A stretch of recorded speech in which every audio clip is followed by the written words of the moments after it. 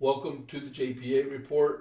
This is James Pierce with the JP8Report with the 2026 election interview with Congressional District 31 Republican candidate Ewald.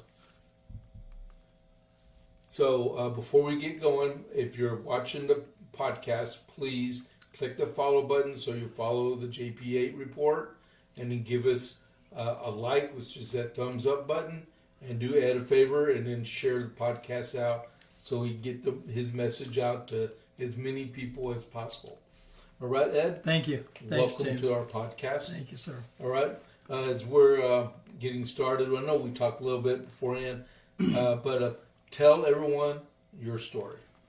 My story. Well, moved to Texas in 1993. Our daughter, she and her husband got out of the military at Fort Hood and got pregnant with our first grandchild. And I grew up in the military as a military brat, an officer's brat. So didn't know my family, didn't know my aunts and uncles and all those people. And my wife and I determined that we were not going to be thousands of miles away from our grandkids. So we moved to Texas in 93. And then in 2000, we moved to Round Rock, Williamson County. And then in 2001, bought a house in Georgetown, and we lived there for 22 years until she passed in 2023 after her 7th battle with lung cancer. With cancer, she had many bouts: breast cancer, lung cancer, thyroid cancer. Just being close to family. We have a blended family. We're blessed with 3 children, 7 grandchildren, and 6 great-grandchildren so far. So I've retired from TWC Architectural Molding, so wood molding manufacturer out of San Antonio, and my territory was from Waco to San Marcos, Bryan College Station to Llano. So I've been calling on the people of Texas 31 for 20 plus years. So I feel like I align with their thinking and their values as well. Okay. So, do you live in the new CD-31? I do. I live in Round Rock, yes. Okay. So the borders kind of weave out Boy, there. it's changed, yeah. Kind of bouncing around, twisting, yeah. So, Well, we know there's no requirement for Congress to live inside the district boundaries, but it's a good idea to be able to do that. To be home, To be for home. sure. Because people were like, well, why are you in our district? Yeah. You don't live here. Yeah.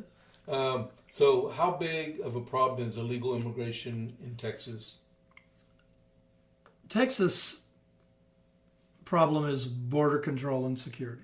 I think we probably have a better handle on immigration and those such things than most of the places around the country. The big problem with immigration is there's no common sense to become a citizen.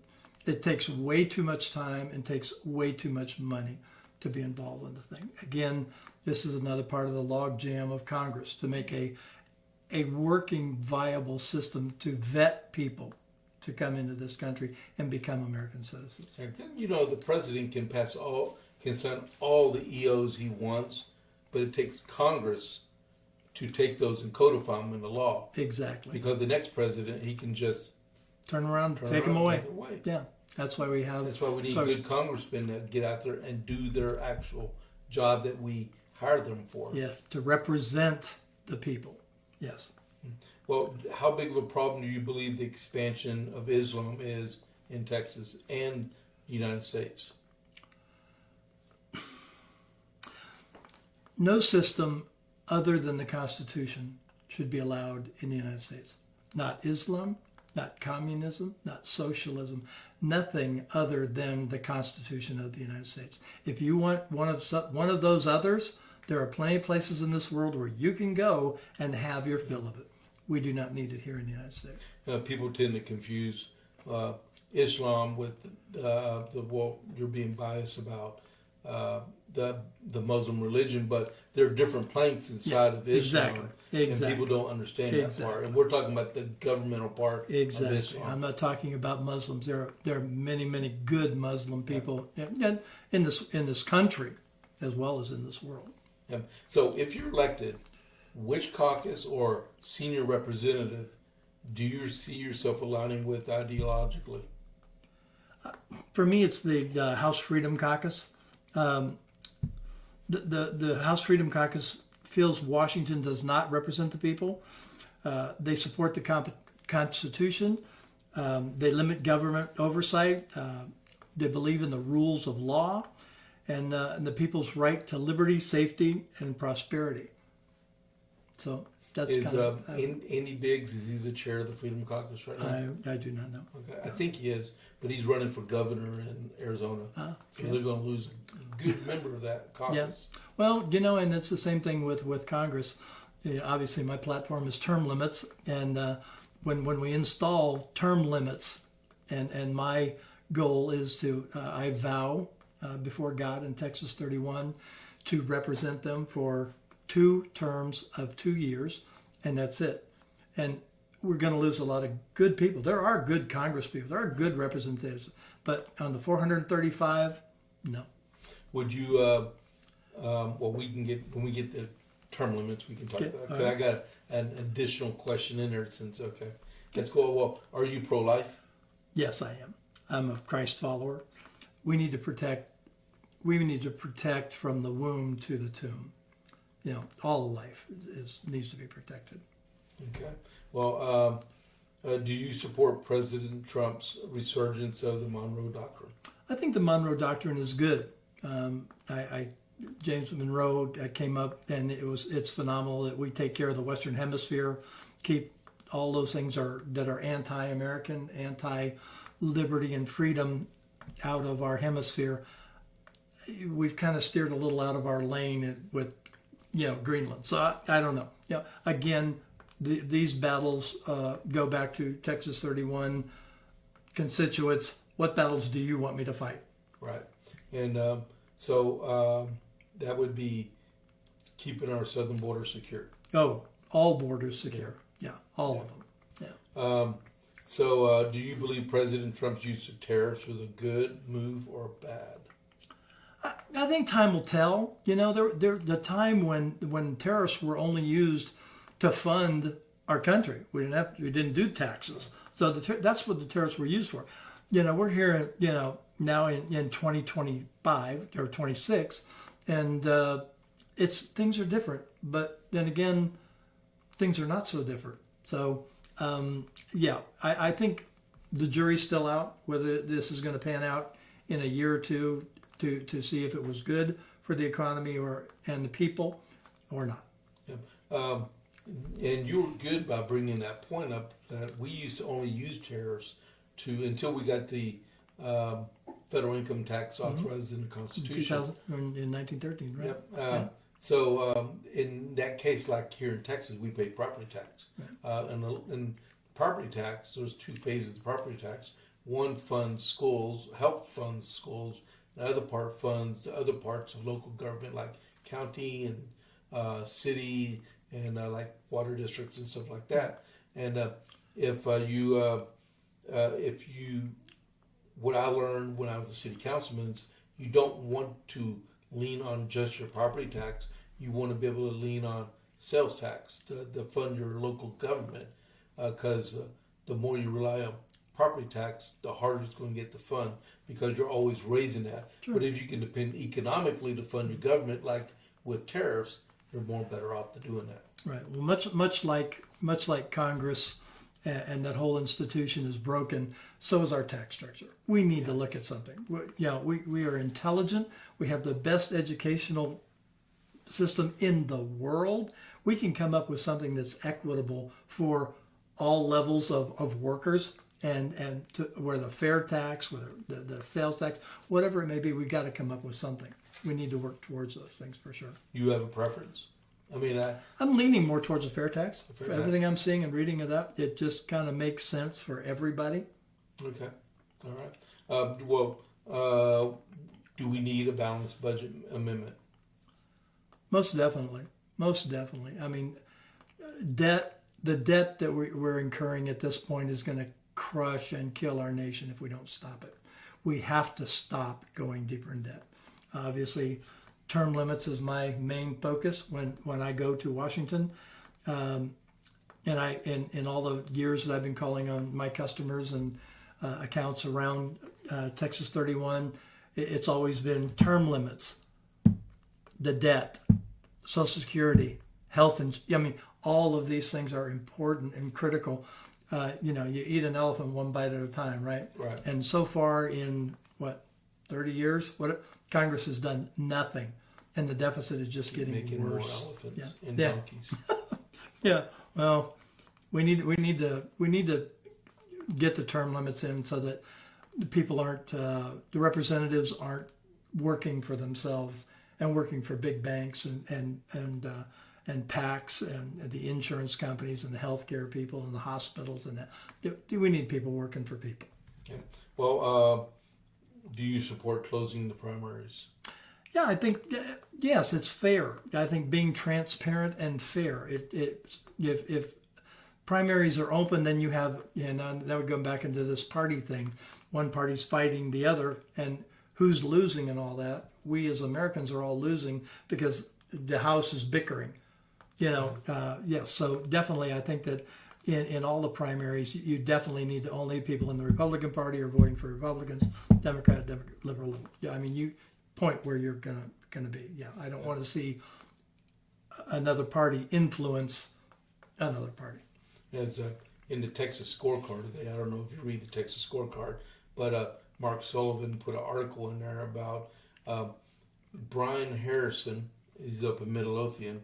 He's a state representative running for re-election, and he has a primary opponent, and the primary opponent got a massive campaign donation from a Democrat. They got mad because the Texas A&M chancellor resigned for some other stuff that happened last year, and he got so mad because Brian Harrison led the charge for that, and so this Democrat funded this Republican primary challenger to Brian Harrison. That was in his email this morning. I'm like, oh my goodness! So you can't prevent that with a closed primary, but why would a Democrat be funding a Republican's campaign against another Republican? He has an agenda. Yeah, right. All of and I don't mind Democrats wasting their money, but that's their business. Yeah. But it's just weird. Some stuff like that happens. So we just went right down to campaign finance reform. Segued right into it, didn't we? Campaign reform. Big money buys representatives, and the only people that are going to own me is Texas 31. You are going to own me. I'm going to sell myself to you for 4 years. 2 terms of 2 years. I've rehearsed this. When big money comes at me and big PACs come to me or special interests come to me, I've got 5 words for them. I don't work for you. I don't. And I'm going to be the only candidate when elected to go to Washington that's not going to be encumbered by some kind of I owe you because you gave to my campaign or I owe you for whatever reason, the special interest. So no, I don't work. I work solely and only for the residents of Texas 31. Has anyone reached out to you in your campaign yet from these big donor guys? No. Okay. Well, this is probably going to be your favorite question. What are your views on term limits? Term limits. 1951, Congress did make the president be accountable and made it term limits. Why they didn't they didn't want to take themselves out of the picture for the money. Term limits is what's going to turn the power of the country back to the people. Our founding fathers were smart enough and with divine intervention gave us 3 branches: the legislative, the executive, and the judicial. The strongest was supposed to be the legislative. Why? Because they represented the people. The executive wasn't supposed to. We have the power to override anything the president does, Congress does. Right. And we need to get back to that. We need to get back to, and I love how it says in the Constitution, a government by the governed, and that's what it is. We have the power. We need to take it back. Okay. What kind of were you in favor of 1 or 2 terms or 3 terms? Or? At this point, currently it's 2 years for a congressional seat in the House. I'm vowing that I will serve for no more than 2 terms of 2 years. Well, what would you recommend for a term limit? Until you get there, I don't think you can make a recommendation.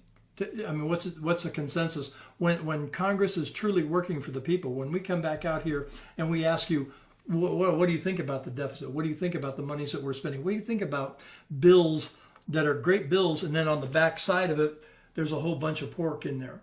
But people are going to say, no, we don't want that. Okay, so then now we're going to vote in 1 bill, 1 vote. So now we're going to vote on the deficit, that there will not be a deficit, and we can work towards those goals. So with term limits, let's just say it was like 3 terms for a House, 2 terms for a senator. So in the House, it would be like either 2 terms, like you pledged, or 3 terms, which is the going recommendation right now. But for continuity, would you support like the Speaker and the Majority Leader and the Minority Leader being able to serve 1 or 2 terms after that 3-term limit to give continuity? So, because there's stuff in the government and in the running of the Congress that people don't know everything. Like Mitch McConnell, some people may not like him, but that man knew Robert's Rules of Order and the Constitution inside and out. And that gets down to the Speaker. It gets down to his what his job is as a Speaker of the House. I don't know. I really, we'll start off with 2 terms of 2 years. I can remember when Jonas Miller, John Carter's chief of staff, one time I was talking to him about term limits, and he gave me we have term limits, vote us out. And that just hasn't worked. So we need, That's a sorry excuse. It's a very sorry excuse, So, but, so I got to quit talking about it and do something about it, and that's why I'm doing. Talk's cheap. Yeah. But okay. And so, what are your views on congressional retirement? Well, it wouldn't apply to you because you said you would only serve 4 years. You have to serve 5 years to get congressional retirement. No, there should be no retirement for a congressperson, a House representative person. Medical insurance while they're in office, fine, I can understand that. When you leave, you need to go home and live by the laws you passed. No retirement. Marjorie Greene, we all know she pulled out as soon as she got vested in that. Where in the world? Where in the world? Where in this country can you go to work for 5 years and get a retirement? Come on. This is the thing that Congress has done for themselves. And we need a Congress that is for the people, not by themselves. That's why we need the turnover. That's why we need the term limits. Okay. If you were king for a day, you could make one policy happen or be repealed. What one policy issue would you choose? Term limits. Yeah, the foundation of all of it is term limits. Let's see where I lost you. You bounce on me? Yeah, I might have. Sure. Yeah. So That's term good. limits would be... Yeah, term limits is critical. It's the foundation of it all. Yeah. It's getting the power back to the people, where our founding fathers, it's the foundation of our country. But everybody's replaceable. If you don't think you're replaceable, you're in the wrong position. Well, and if I'm the smartest guy in the room, I'm in trouble. Yeah. You need to surround yourself with great people. When I look at my career at TWC, my background is architectural millwork and furniture manufacturing as a manufacturing manager, and always wanted people that were better than I. Always strived to find the people in the team. But I was part of a company that grew, in 20 years, grew from 3 million to 19 million a year. When I look at Congress now, they've grown from 6 trillion to 38 trillion in debt. Just going the wrong way. We need people together that can come together. And again, it's not going to be simple. It's not going to be easy. It's going to be very, very difficult. There's going to be growing pains with it. But yes, we need term limits that we can get back to the founding fathers. There's not too many places that you can max your credit card out and they'll give you a credit limit increase. Yeah. I can remember when the kids would, when Janie and I were young and with young kids, and we'd go to the store and buy this. Well, I don't have any money. Well, just write a check. And it doesn't work that way at home. You can't write checks. They'll come and get me and take me to jail. Okay, you wasn't in the military. We had to explain that to soldiers a lot when they were privates. Well, Sergeant, I got a check. That's not the same. Yeah. Oh, yeah. And if there's any veterans out there who watch this, they know exactly what I'm talking about. Yeah, you mean there's more month than there was paycheck? Oh, man, yeah. Oh, yeah. And again, I think I was the only one to use that phrase. But I think the thing is, too, is I really feel like our representatives have totally lost contact with the American people.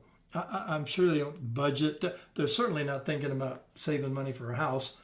Probably have several of them. But they've totally lost contact with it. What's it like to have to budget to go out for a meal?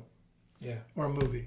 In the olden days, those times were tough. When you're retired, you're like that all the time. Yeah. Yeah. Can I go to Texas Roadhouse tonight? Well, we need to wait for payday. Yeah. It's like we won't mention her name, but there was a congresswoman that they've been talking about over the last week or so that when she started in Congress, she had like $50,000, and now she's worth upwards of $50 million. And I was like, how did you do that being a congresswoman? Well, and there's no accountability. That's the other thing. I mean, how does that happen? Most of us, if that happened in private life, the IRS or somebody would be going, you money laundering? What are you doing? Yeah. Somebody's going to come and ask, how did you do that? I'm not the greatest entrepreneur in the world. Well, that goes into the next question: is what is your view on transparency? If you see one of my yard signs, it says Ewald for Congress, term limits, transparency. We have 435 representatives in the House. Of all of them, from what I understand, they all have the same budget. I don't know what that budget is. I know that you will pay me $174,000 a year to do this job. Pretty good salary. And you take care of the bennies and the whatever flights to Washington and the expenses. But after that, I don't know if that's 10 million, 3 million, 27 million, times 435. When I'm elected representative for Texas 31, you will know. You will be able to go to a website and you will see an accounting of where the money was spent. Not just obviously staff salaries. That should be private. They don't need that out there. Mine is not private. I am elected by the people. So everything I do and every penny that's spent in that budget, you'll know where it went and how much it was. And you can confront me on it. If for some reason I had to charter a private jet to fly to Washington, D.C. for an emergency, whatever, you'll see that. And you can hold me accountable to explain that. Ed, why is the office that we're renting, you have one in Washington and then two in Texas, why are they $20,000? I don't have any. Do you know how much they are? I don't know what the rent is. No clue. Yeah. And I think that should be on the disclosure of the Federal Elections Commission. When y'all do y'all's FEC's campaign finance reports, which there was one that was due just a couple weeks ago. So it's built, and then they had to do personal financial statements also. Yeah. But you see stuff in there where people use campaign dollars to pay for personal security. Okay, but who does that? And when they get caught doing that, why isn't anybody being prosecuted? Right? Or reprimanded, or give the money back? Something. Right. All this. And again, I think in transparency, when we have bills that are coming up to vote on and stuff, the people of Texas 31 will know, because I'm coming to you to ask you, how do you want me to vote? Yeah. I am not going to Washington to be your leader. I am not going to Washington to be your lawmaker. I'm going to Washington to be your representative. I have seen many times, and I've been retired since 2012, and I was on the college board and the city council. I've seen many times that politicians come in during campaign season, and after election, whether they're elected or not, they disappear on you. You never see them until it's time to election run for time election. again. Yeah. And I'm like, where are y'all? He's like, we have county CECs, your county executive committee, right? Precinct chairs and stuff. And we show up and nobody's here to listen to anything but around election time, you can bet your bottom dollar they'll be right there. Well, and this is why I don't want to make campaign promises, because we've all heard it. I'm old. I'm the oldest guy in the group here, and we've heard it all before. And then they don't ever talk. 74. 74. I'll be 75 next year, and this year I'll be 75. You don't look that old. Thank you. God's been good. About mid 60s. Yeah, good. But I'm very transparent, and again, what I've been doing for the last 20 years is calling on customers, just a different customer now. Texas 31 is my customer. It's what do you want me? What battles do you want me to fight? And that's what I go fight. Okay. I like the term limit one. Me too. So what are your views on the Second Amendment? Leave it alone. Yeah, I mean, it was put in there for a reason. Yeah. The reason hasn't changed. We have a Bill of Rights, and we have some amendments after that. They're in there for a reason, and there's been hard work to get them. I mean, we have prohibition, and they went, oops, we don't want to do this one, so let's amend it. And they did. They were able to work together and get that thing fixed. They gave women the right to vote. I mean, how many amendments do you really want to mess with? To me, if you want to change it, you have a Congress. What would you like to change in the Second Amendment? I would absolutely love. There are several things that I hate. 1 is cancer. 2 is greed. 3 is evil. And I can't stop either one of them, any of them. I like all 3 of those. Yeah. I mean, I don't like them, but I agree with concur. what you just said. And it's concur. And it's the thing we got to pick our battles wisely.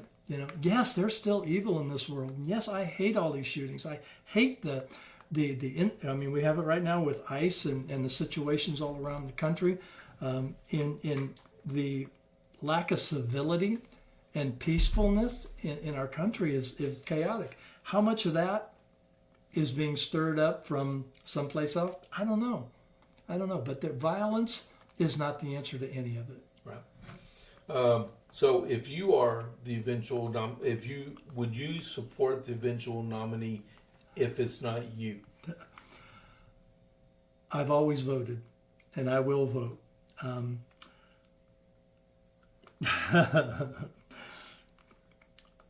Texas 31 needs to send a message. We can send a message to the rest of the state. We can send a message to them that we don't have to wait for the Article 5, which we're members of. We've joined into that. We don't have to wait for that. We can actually do our 38 districts. We can put term limits on them by the voters. The voters in Texas 31 can do that. These are good men. I really have enjoyed the debates, really enjoyed meeting them and talking with them on the side. I hear them in what they say, but it's all campaigning. Everybody, and even now, because term limits is out there, everybody's, term limits. Well, what about term? Well, nobody nails it. No, I'm only going to do, nobody nails it. I'm vowing to do 2 terms of 2 years. Yep, that's it. That's my vow to God. That's my vow to the people of Texas 31. Okay. Do you believe that Speaker Johnson is the best man for the job?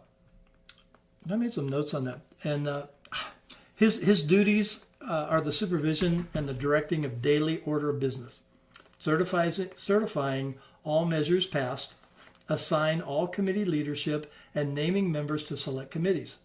Sounds like a bipartisan job. Yeah. Congress is broken. It needs to be focused on the original job, which is to represent the people. Yeah. A lot of people take the speaker and says, he's the speaker for the Republicans, but no, he's the speaker of the House. House, 435. Exactly. Yeah, that's why you have minority leader, Yeah. and you have the guy that's above them. That's why he's got a huge office. Huge office. Does it really? Yes. Wow. Oh, yeah. Yeah. And again, that's our tax money. Yeah, that could be you one day, too. No. No, you wouldn't do that to a guy that's only been there for 4 years. You wouldn't make him Speaker of the House on this last year. So, and it's I am not a politician, and I'm not going to apologize for that. I am a godly man that will do a job that I believe God has called me to do, and I will represent the people well. Okay. So, for our final question, why does Ed want to be the congressman from CD-31? I don't want to be congressman. I want to be a representative. It's funny. Like I say, I've shared my faith that I'm a Christ follower. I believe God has called me to this. As I was looking to retire from TWC, I love woodworking. I've made a great living and raised my family and in wood, and been very, very good at it. Love my customers. I love restoration. Old restaurant moldings and millwork and those kind of things. I love solar, those things. Thought I would be getting into some of those, and I just never got released on it. I really feel in my spirit that God is telling me I need to do this. I'm being obedient. I'll do this for 4 years. That's it. I will represent for 4 years. Hopefully we can send a spark to Washington, and hopefully it'll turn into a flame, and we can fan that flame and we can get term limits nationwide. I'd love to see that in my lifetime. Okay. Don't forget, there's early voting from the 17th of February to the 27th of February. Primary is the 3rd of March. I can't remember what day the runoff is, but May 5th, I think it is. May 5th. If there is one, yeah. If there's one. Yeah, there you go. There you go. Yeah. And there's a variety. It's still lots of forums going around all over the place. Mm-hmm. So, but thank you very much for... thank you for having me. Yeah. So, thank you all for watching. And don't forget to click the follow button to follow the JP8 Report. It doesn't cost you any money. And give us a like and then share out the podcast. And then thank you all very much for tuning in this afternoon. And so this is James Pierce with the JP8 Report. I'll catch you on the flip side. I'm out.